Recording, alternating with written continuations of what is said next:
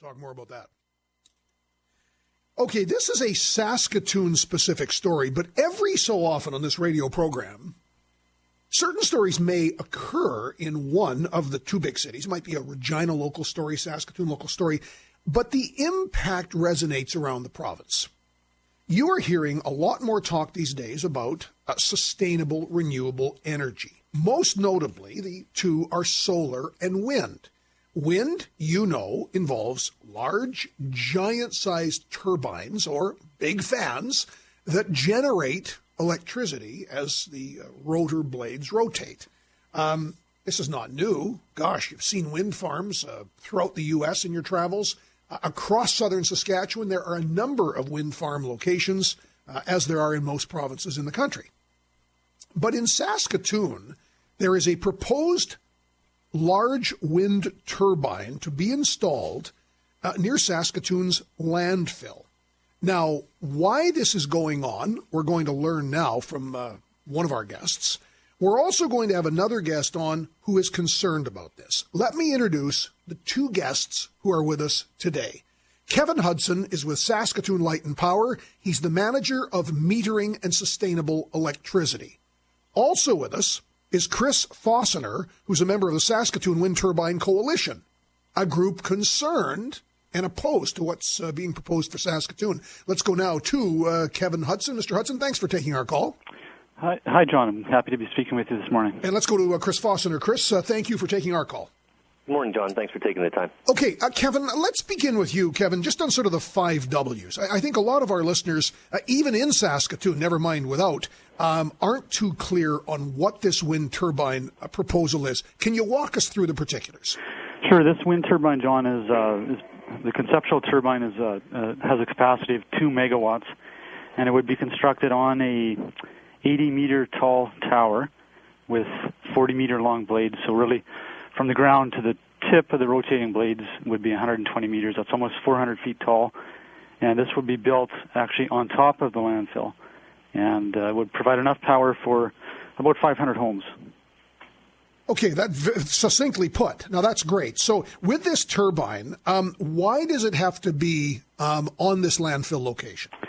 Well, this is a project, John, we've been working on for about 5 years, and City Council has directed us to look at a number of initiatives to provide renewable or sustainable power for the City of Saskatoon.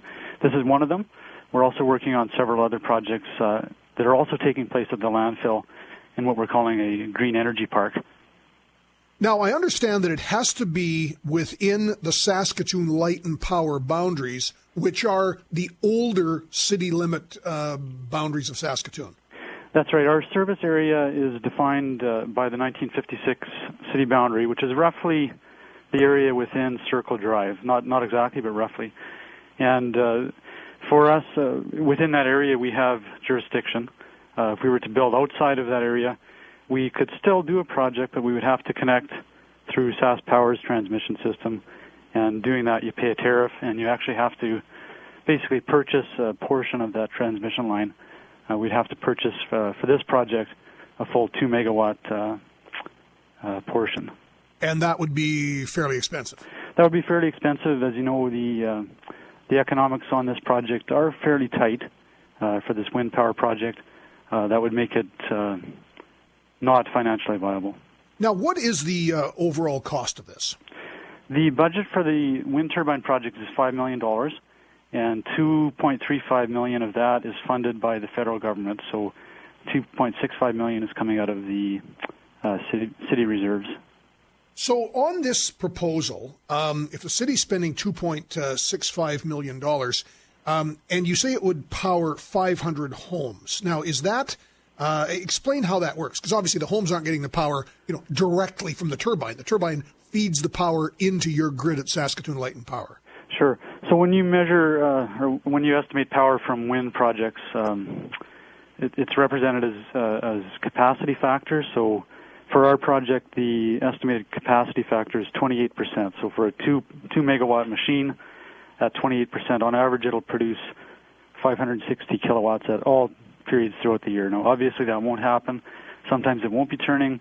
Other times, it'll be producing the full capacity of the wind turbine. But over a full year, and we've done the 12-month wind assessment for this site, it'll produce roughly 4.9 gigawatt hours, and that translates to enough power for about 500 homes.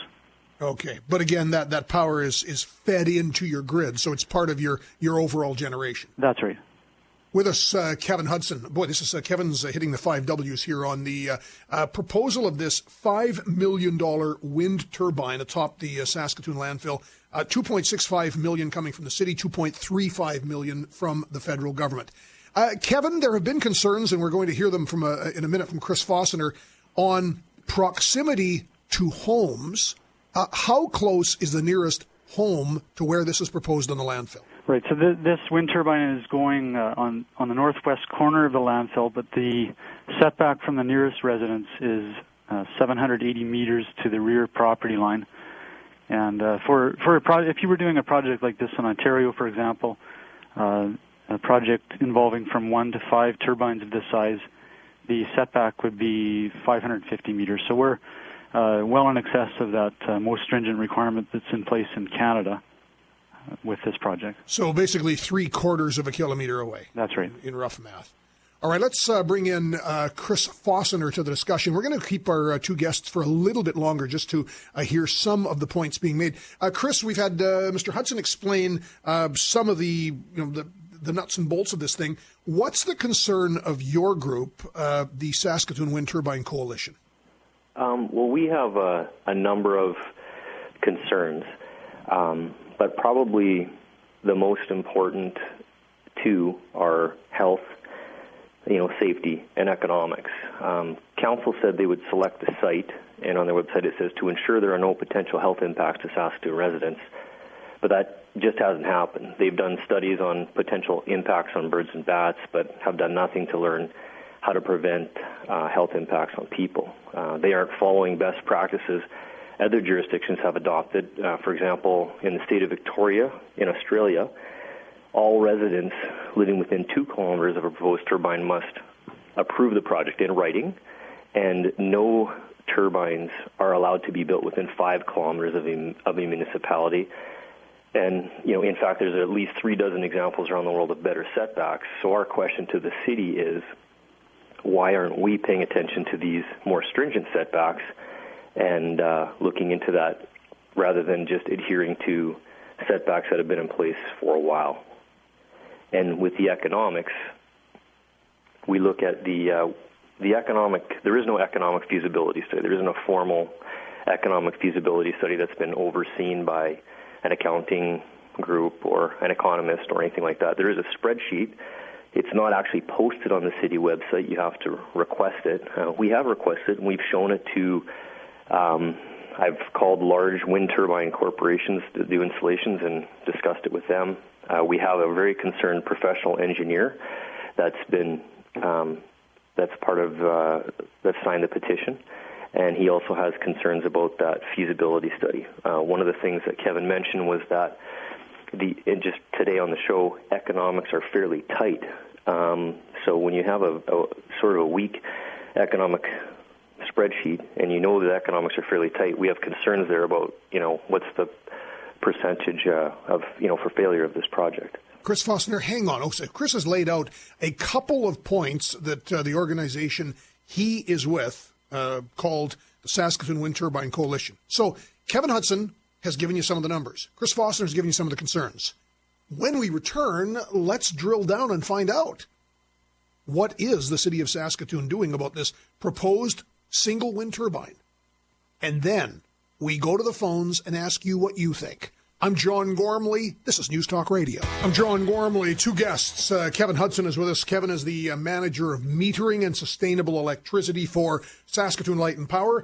He has been one of the people involved most primarily in this proposed $5 million giant wind turbine atop the landfill in the city of Saskatoon. Kevin explains $5 million to be split federally and locally, so the local price tag will be $2.65 million.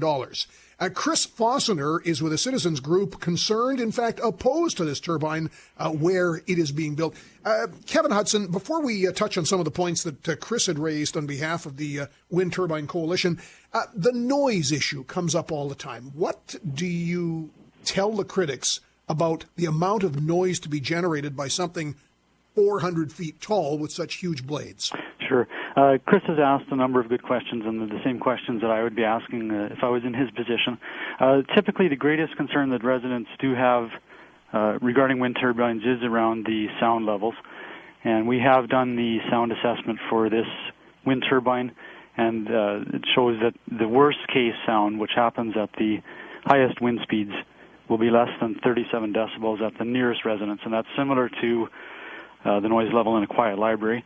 The existing background noise at that same location is significantly above that level. Where health concerns do come in is where the noise from wind turbines exceeds the existing background noise level. That's where it can cause sleep disturbance and other factors like that.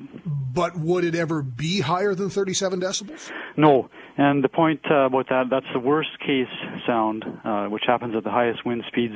And the wind itself at those wind speeds creates a significant amount of noise. So I have stated that no Montgomery Place resident will ever hear this wind turbine from their home.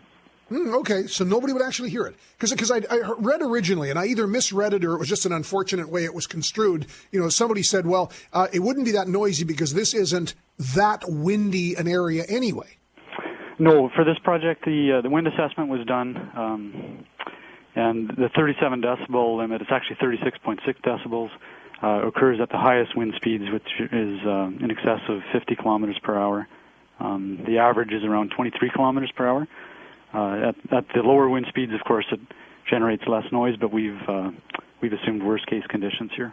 But do you have optimal power generating capacity when the wind's blowing at, under 25K? Right. So what any developer has to do with a wind project like this, of this size, is you do a 12-month wind resource assessment. So we did install a 60-meter tall meteorological tower on the landfill.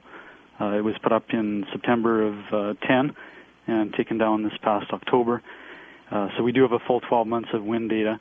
That wind data shows that the average wind speed is around 23 kilometers per hour.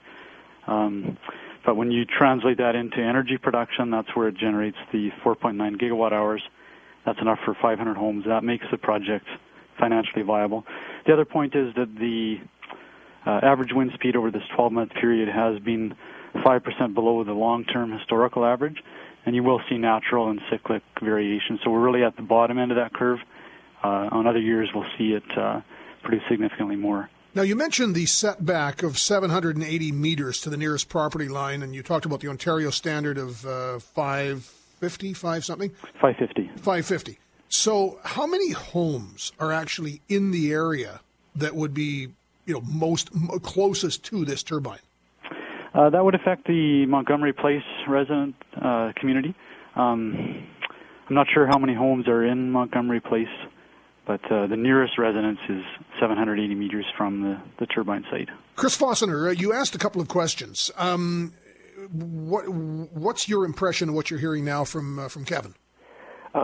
Thanks, John. I just want to address the noise argument, because that seems to come up a lot in the press, and I think it's important to understand how this noise affects people, and the people aren't concerned that they're going to hear a whirring noise. If you read about some of the cases of people reporting problems living close to these things, the analogy I like to draw is that noise is basically the movement of air.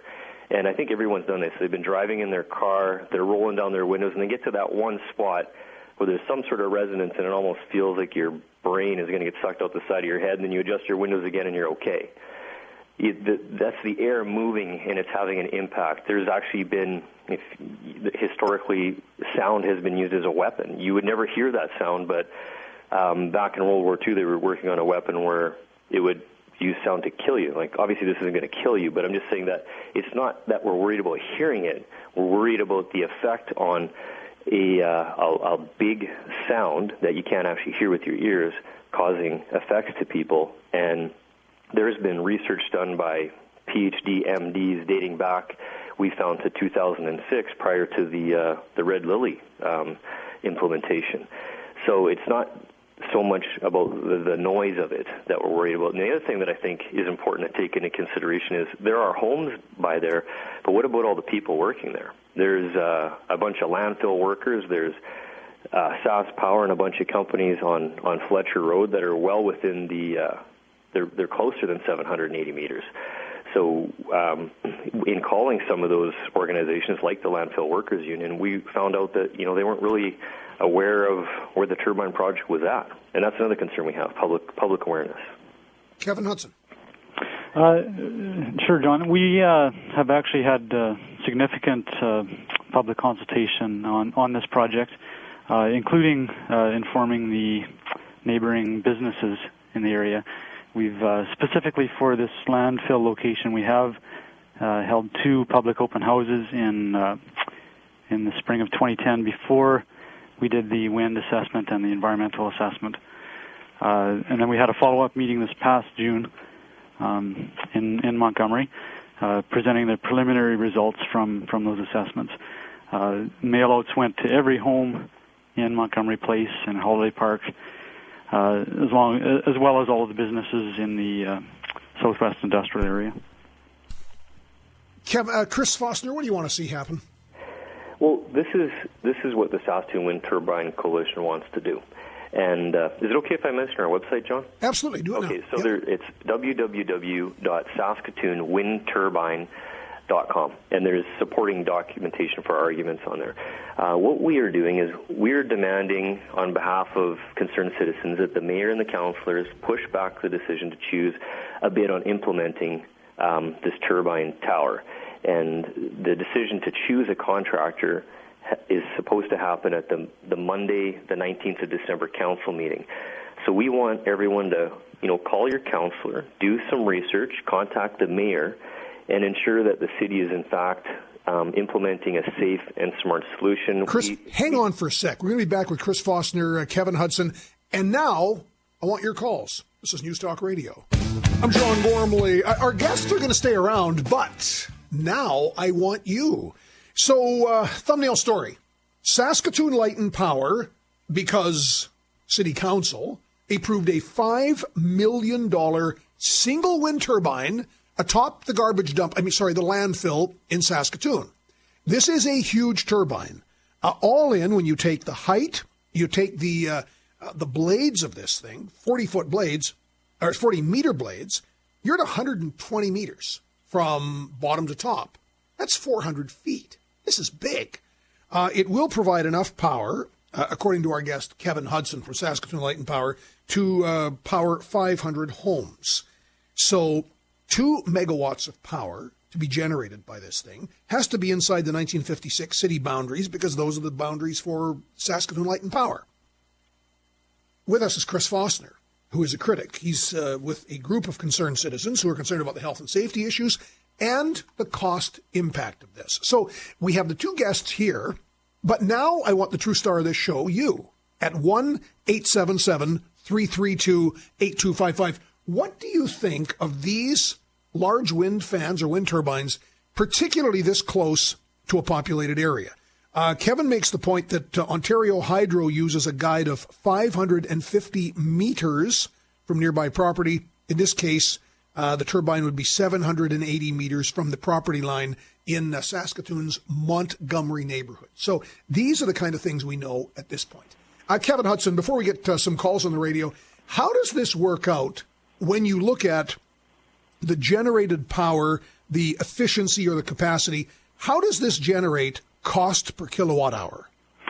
Well, John, this project is, the economics on this are really based on offsetting the power that we would otherwise purchase from Sask Power at the rates. And those rates are actually published on Sask Power's website. If you look under reseller rates, you'll see exactly what we pay for power. Currently, we purchase all of our power from Sask Power, so these are the first real generation projects that we have done since we sold the Alcoal power station to SaskPower many years ago.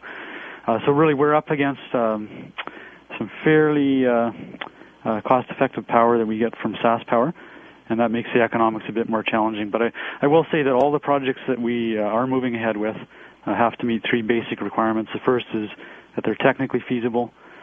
Secondly, that it provides some environmental benefit in the form of reduction of greenhouse gas emissions.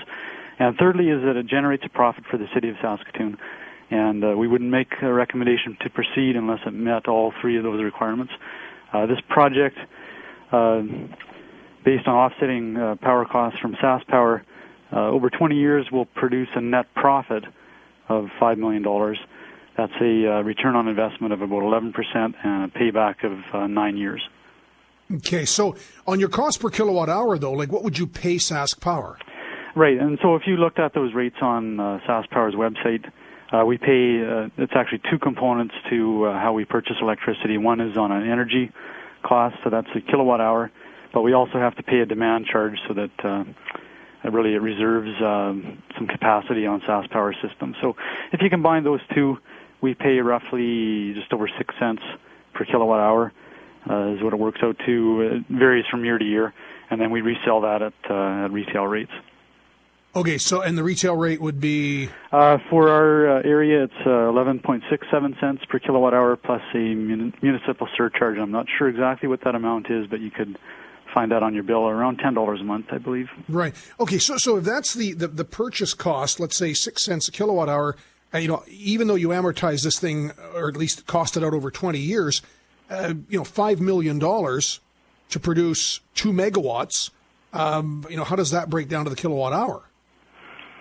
Right. So it would it's generating that profit at the 6.2 cents per kilowatt hour. So that's what our target is.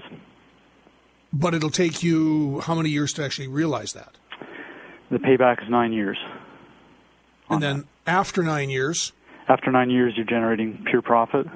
We've paid back all of our investment that we put into it, and the profit over that 20-year period is $5 million. And that works out to a return on investment of 11%. Saskatoon Light and Power's Kevin Hudson with us. Chris Fossiner, before I let you go, Chris, because we're going to get a ton of calls in now, your main concerns, you mentioned, were health and safety, cost impact. I have to ask you this. Yep. NIMBYism is a big issue anytime you build anything in a neighborhood, not in my backyard. Right. Your group is often accused of being NIMBYists. Yes, and I think that any grassroots effort is started by those people because they're right next to the problem.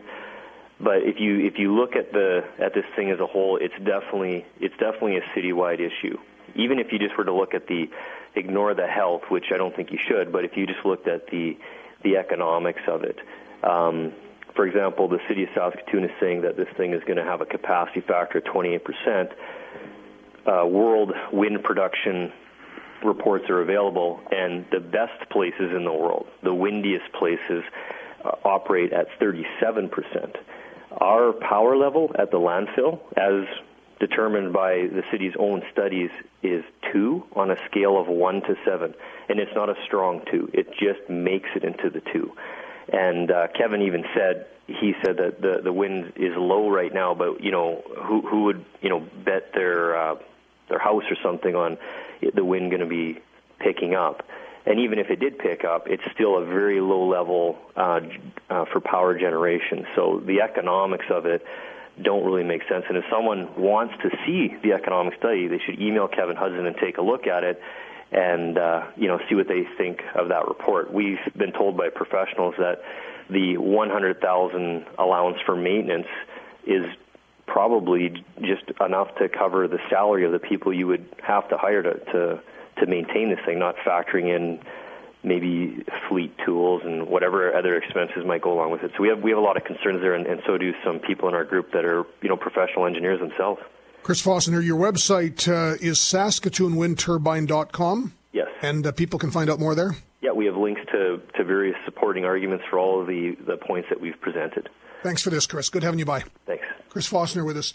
Kevin Hudson from Saskatoon Light and Power will stay and answer some calls. You see, on this issue, Kevin, when we double back and sort of say what it takes the 9 years to pay this off, after which profit, things like maintenance, how do you respond to that $100,000 is low? Right. We've actually based those economics on very conservative assumptions at this point. So that $100,000 is $100,000 per year, which is probably double what we would expect.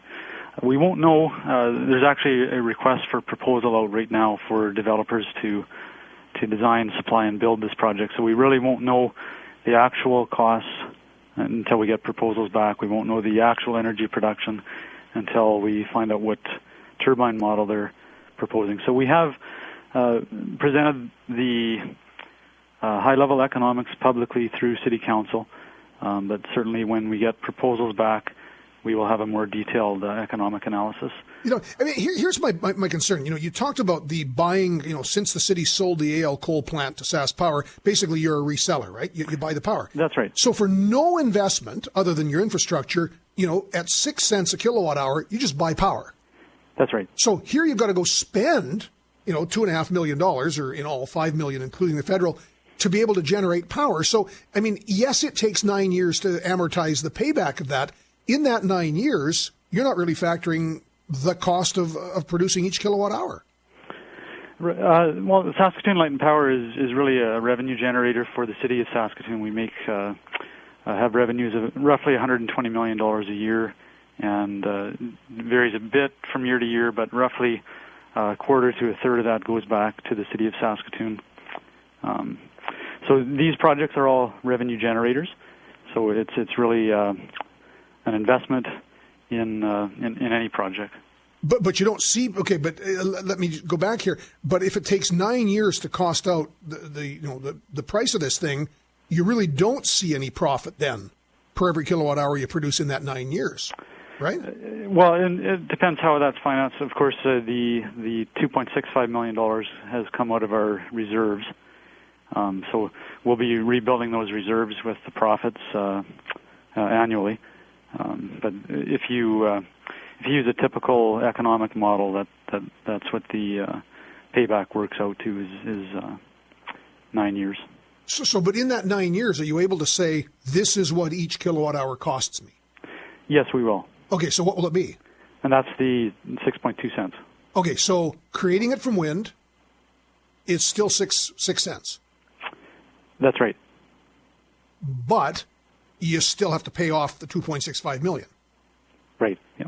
So once you got the $2.65 million paid off after 9 years, then it's profit. But what is the actual cost still? Is it still costing you 6 cents? No,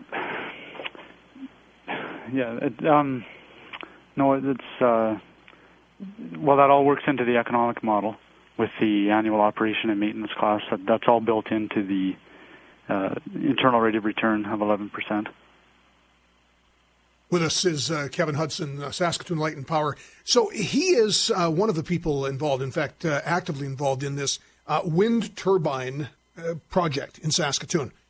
Now, lines are busy, and of course I had so many questions to ask. We're going to get back, and we're going to fly through the questions. So get your questions tight, narrow, your opinions tight and narrow, and let's get you on the radio next on News Talk Radio. I'm John Gormley. Let's blaze through the calls. I'm going to get you to be real fast, and then we'll get Kevin Hudson from Saskatoon Light and Power to respond. Steve, the idea of this big turbine. Well, we made a business decision. We're going to buy a piece of city property out there, and part of our contemplation on the property was the fact that if we had invested with building a property, purchasing the land, and all of a sudden having staff problems that were affected in some way or form, in a health way, or that it was bothering them, we didn't feel as a small business in our first acquisition of land that it was a good risk to take in that particular area. Okay, so you were concerned about health effects on employees. Alan in Regina, what about you? There's a lot of birds around a garbage dump. The average wind turbine in the United States is estimated to kill over 300 birds a year, and upwards of 1,500 some of them kill. How many gulls are the people of Saskatoon prepared to, or Peter or something like that, prepared to put up? Yeah, very good point. We'll ask about the birds. Chris in Langham, what about you?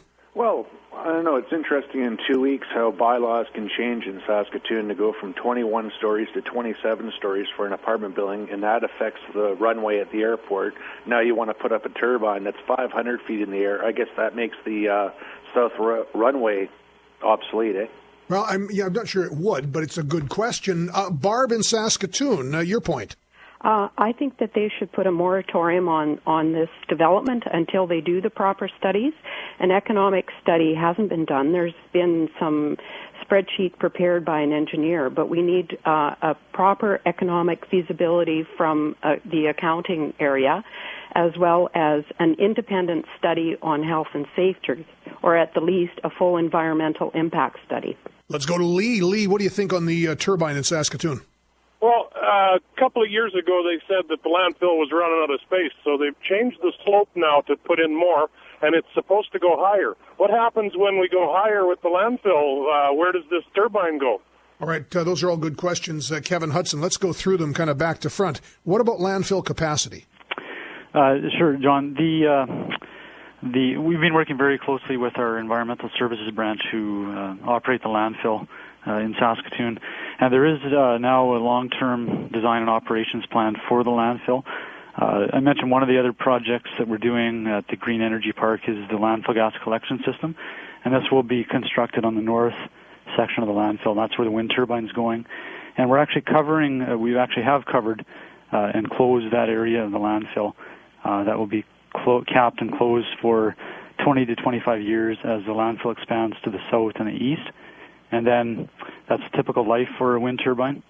It would be taken off at that point, and active filling operations would resume in the north area. Now, the economic assessment, has there been a detailed independent assessment done by economists, or has this point been an engineering document? This has been an engineering document. We don't have, as I mentioned earlier, the final costs that we would get from the proposals.